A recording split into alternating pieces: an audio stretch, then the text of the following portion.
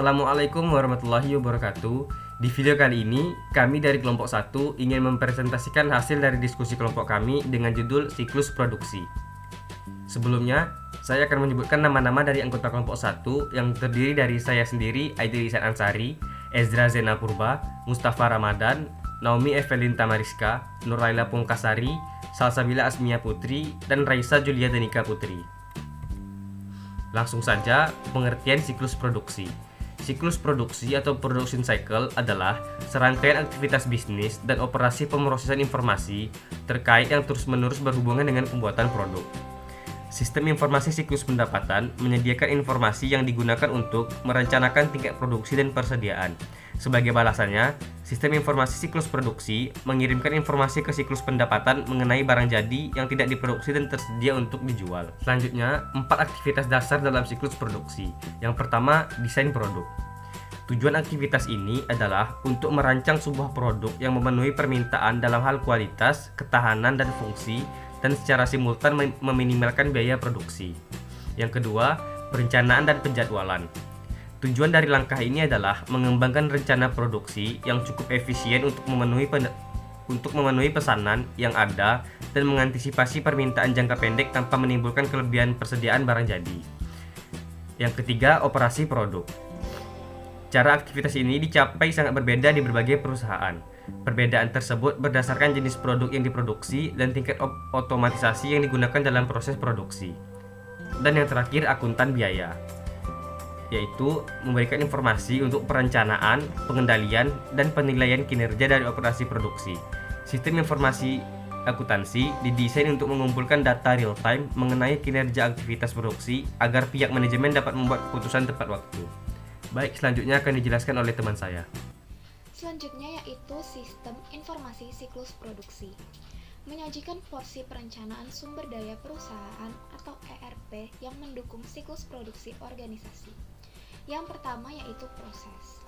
Departemen teknik bertanggung jawab untuk mengembangkan spesifikasi produk. File daftar bahan baku menyimpan informasi mengenai komponen-komponen produk, dan file daftar operasi berisi informasi mengenai bagaimana untuk pembuatan setiap produknya. Untuk mengembangkan spesifikasi tersebut, Departemen Teknik mengakses kedua file tersebut untuk memeriksa desain produk yang serupa.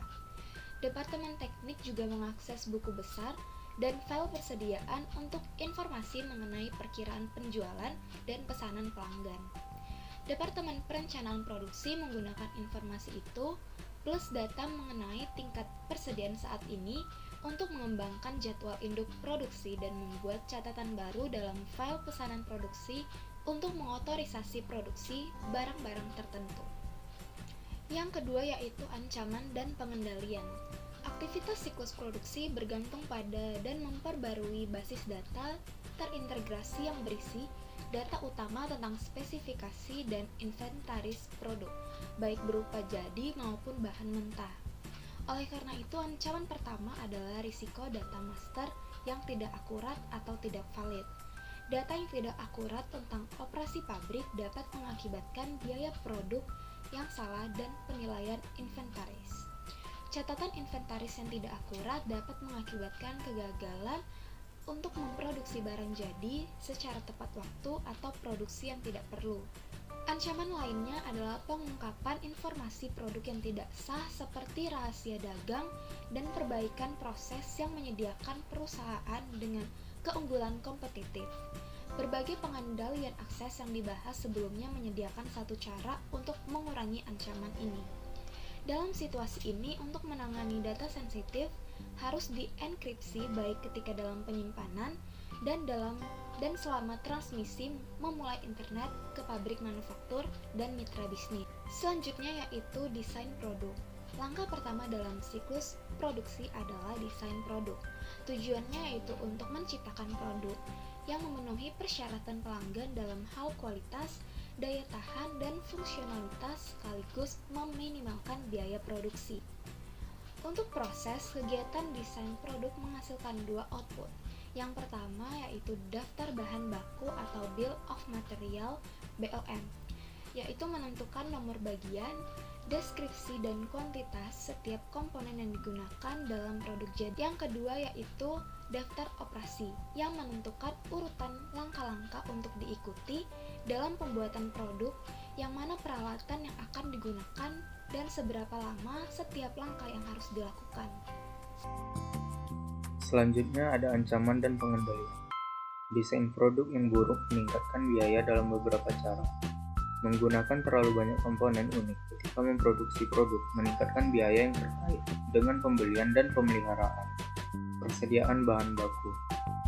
Untuk mengurangi ancaman ini, akuntan harus berpartisipasi dalam kegiatan desain produk, karena 65% hingga 80% dari biaya produk ditentukan pada tahap proses produksi ini. Akuntan dapat menganalisis bagaimana penggunaan komponen alternatif dan perubahan pada proses produksi mempengaruhi biaya. Lalu ada perencanaan dan penjadwalan. Tujuannya adalah mengembangkan rencana produksi yang cukup efisien untuk memenuhi pesanan yang ada dan mengantisipasi permintaan jangka pendek, sekaligus meminimalkan persediaan bahan baku dan barang jadi. Metode perencanaan produksi. Yang pertama, manufacturing resource planning, yaitu perluasan perencanaan sumber daya material yang berusaha menyeimbangkan kapasitas produksi yang ada dan kebutuhan bahan baku untuk memenuhi permintaan penjualan yang diperkirakan. Lalu ada produksi ramping, yaitu perpanjangan prinsip sistem inventory just in time ke seluruh proses produksi. Dokumen kunci dan formulir. Informasi mengenai pesanan pelanggan, perkiraan penjualan, dan tingkat persediaan barang jadi digunakan untuk menentukan tingkat produksi. Hasilnya adalah Master Production Schedule atau MPS, yaitu jadwal induk produksi, yang menentukan seberapa banyak tiap-tiap produk untuk diproduksi selama periode perencanaan dan ketika produksi tersebut harus terjadi. MPS digunakan untuk mengembangkan sebuah jadwal yang detail yang menspesifikasikan produksi harian dan untuk menentukan apakah bahan baku perlu dibeli. Untuk melakukannya, ini perlu melebihkan daftar bahan baku untuk menentukan kebutuhan bahan baku langsung untuk memenuhi tujuan produksi yang tercantum dalam MPS. Kebutuhan tersebut dibandingkan dengan tingkat persediaan saat ini, dan jika bahan baku tambahan diperlukan, permintaan pembelian dihasilkan dan dikirim ke departemen pembelian untuk memulai proses perolehan. Aktivitas perencanaan dan penjadwalan menghasilkan 3 dokumen lain, yaitu pesanan produksi, permintaan bahan baku, dan kartu pemindahan. Yang pertama adalah pesanan produksi, mengotorisasi pembuatan dalam kuantitas yang telah ditentukan pada sebuah produk tertentu. Pesanan produksi tersebut mencantumkan operasi yang perlu dijalankan, kuantitas yang akan diproduksi, dan lokasi di mana produk jadi harus dikirimkan, dan juga mengumpulkan data-data mengenai aktivitas tersebut. Kedua adalah permintaan bahan baku, mengotorisasi penghapusan kuantitas yang diperlukan bahan baku dari ruang penyimpanan ke lokasi pabrik di mana bahan baku tersebut akan digunakan. Dokumen ini berisi nomor pesanan produksi, tanggal penerbitan berdasarkan daftar bahan baku, dan nomor bagian dari kuantitas dari semua bahan baku yang diperlukan. Ketiga, transfer bahan baku selanjutnya di seluruh pabrik didokumentasikan dalam kartu pemindahan yang mengidentifikasi bagian yang di mana ditransfer, lokasi di mana bagian tersebut ditransfer, dan waktu transfer. Ancaman dan pengendalian. Ancaman utama dalam aktivitas perencanaan dan penjadwalan adalah kelebihan atau di bawah target produksi. Kelebihan produksi dapat mengakibatkan pasokan barang yang melebihi permintaan jangka pendek, menciptakan masalah arus kas potensial karena sumber daya terkait dalam persediaan. Kelebihan produksi juga meningkatkan risiko pencatatan persediaan yang menjadi usang. sebaliknya di bawah target produksi dapat mengakibatkan kerugian penjualan dan ketidakpuasan pelanggan karena kurangnya ketersediaan barang yang diinginkan. Sistem perencanaan produksi dapat mengurangi risiko dari kelebihan dan di bawah target produksi. Peningkatan memerlukan perkiraan penjualan yang akurat dan terkini, serta data mengenai stok persediaan, informasi yang dapat menyediakan sistem siklus pendapatan dan pengeluaran. Selain untuk perkiraannya meningkat, informasi mengenai kinerja produksi, terutama terkait tren dalam total waktu untuk memproduksi setiap produk, harus secara teratur dikumpulkan. Sumber-sumber data ini harus digunakan secara periodik untuk meninjau dan menyesuaikan MPS. Persetujuan dan otorisasi yang sesuai dengan pesanan produksi adalah pengendalian lain untuk mencegah kelebihan atau di bawah target produksi atas barang-barang tertentu. Tinjauan dan persetujuan yang cermat juga memastikan bahwa pesanan produksi yang benar-benar dilepaskan. Risiko pesanan produksi yang tidak diotorisasi dapat dikurangi dengan membatasi akses terhadap program penjadwalan produksi. Selanjutnya yaitu mengenai operasi produk. Langkah ketiga dalam siklus produksi adalah pembuatan produk yang sebenarnya. Cara aktivitas ini dicapai berbeda-beda di berbagai perusahaan. Perbedaan berdasarkan jenis produk yang diproduksi dan tingkat otomatisasi yang digunakan dalam proses produksi. Adapun ancaman dan pengendalian dalam operasi produk yaitu pencurian persediaan dan aktiva tetap adalah ancaman utamanya. Untuk mengurangi risiko kehilangan atas persediaan, akses fisik terhadap persediaan harus dibatasi dan seluruh pergerakan internal dari persediaan harus didokumentasikan. Selain itu, terdapat beberapa ancaman lainnya seperti kinerja yang buruk, di mana pelatihan adalah salah satu cara untuk menanggulangi ancaman ini. Kemudian, investasi suboptimal dalam aktiva tetap, di mana masalah tersebut dapat mengurangi profitabilitas, serta persediaan dan aktiva dapat mengalami kerugian akibat kebakaran atau bencana lainnya, di mana pengamanan fisik seperti pemadaman api didesain untuk mencegah bencana tersebut. Meskipun demikian, organisasi juga perlu memiliki asuransi yang cukup untuk menutup kerugian tersebut dan menyediakan pengganti bagi aset-aset tersebut. Selanjutnya mengenai akuntansi biaya. Langkah terakhir dalam siklus produksi adalah akuntansi biaya. 3 tujuan utama dari sistem akuntansi biaya adalah: yang pertama, menyediakan informasi untuk perencanaan, pengendalian, dan pengevaluasian kinerja operasi produk. Kedua, menyediakan data biaya yang akurat mengenai produk untuk digunakan dalam penetapan harga dan keputusan bauran produk. Dan yang ketiga, yaitu mengumpulkan dan memproses informasi yang digunakan untuk menghitung nilai-nilai persediaan dan harga pokok penjualan yang muncul dalam laporan keuangan perusahaan. Sebagian besar perusahaan menggunakan perhitungan nilai job order atau perhitungan proses untuk menentukan nilai produksi. Yang pertama, data penggunaan bahan baku. Ketika produksi dimulai, penerbitan permintaan bahan baku memicu debit barang dalam proses untuk bahan baku yang dikirim ke produksi. Yang kedua, biaya tenaga kerja langsung.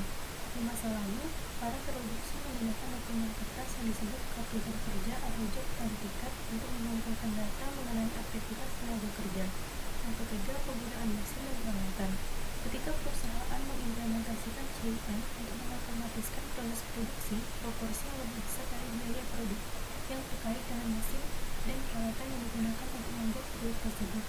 Yang keempat, biaya overhead pabrik. Biaya pabrik yang biasanya secara ekonomis tidak layak untuk melacak langsung terhadap pekerjaan atau proses tertentu yang disebut overhead pabrik atau manufacturing overhead. Ancaman dan pengendalian. Dalam kasus OE, data biaya yang tidak akurat dapat menurunkan efektivitas penjadwalan produksi dan melemahkan kemampuan manajemen untuk mengawasi dan mengendalikan operasi manufaktur. Prosedur pengendalian terbaik untuk memastikan bahwa entry data akurat adalah untuk mengotomatisasi pengumpulan data menggunakan teknologi RFID, pemindai kode data, alat pelacak waktu, dan perangkat lainnya. Sebagian berikut ini menjelaskan bagaimana sistem perhitungan biaya berbasis aktivitas atau activity based costing dan metrik kinerja inovatif dapat menanggulangi masalah-masalah tersebut. 1. Meningkatkan pengendalian dengan sistem perhitungan biaya berbasis aktivitas. Sistem perhitungan biaya berbasis aktivitas ini berbeda dari sistem akuntansi biaya konvensional dalam 3 cara yang penting. Yang pertama, sistem biaya berbasis aktivitas berusaha secara langsung menelusuri proporsi besar dari biaya overhead ke produk. Yang kedua, sistem biaya berbasis aktivitas menggunakan sejumlah besar biaya pool untuk mengakumulasi biaya tidak langsung. Yang ketiga, sistem biaya berbasis aktivitas berupaya merasionalkan alokasi overhead ke produk dengan mengidentifikasi pemicu biaya. Yang kedua, peningkatan pengendalian dengan metrik kinerjanya inovatif. Pendekatan modern ke produksi seperti produksi ramping secara signifikan berbeda dari produksi massal tradisional. Salah satu perbedaan utamanya adalah pengurangan yang ditandai pada tingkat persediaan barang jadi, karena produksi yang dijadwalkan sebagai respon terhadap permintaan pelanggan, bukannya proyeksi pada tahun sebelumnya. Throughput adalah suatu ukuran efisiensi produk yang ditunjukkan sejumlah unit atau bagus yang dihasilkan dalam suatu periode tertentu. Selanjutnya yaitu ukuran pengendalian kualitas. Biaya pengendalian kualitas ini dapat dibagi menjadi 4 area. Yang pertama, biaya pencegahan. Yang kedua, biaya inspeksi. Yang ketiga, biaya kegagalan internal. Yang keempat, biaya kegagalan eksternal. Selanjutnya yaitu tujuan utama dari pengendalian kualitas ini adalah untuk mendapatkan yang baik pertama kali dengan memproduksi produk yang memenuhi spesifikasi pelanggan. Baik, itu saja yang dapat kami jelaskan dari kelompok 1. Sekian, terima kasih.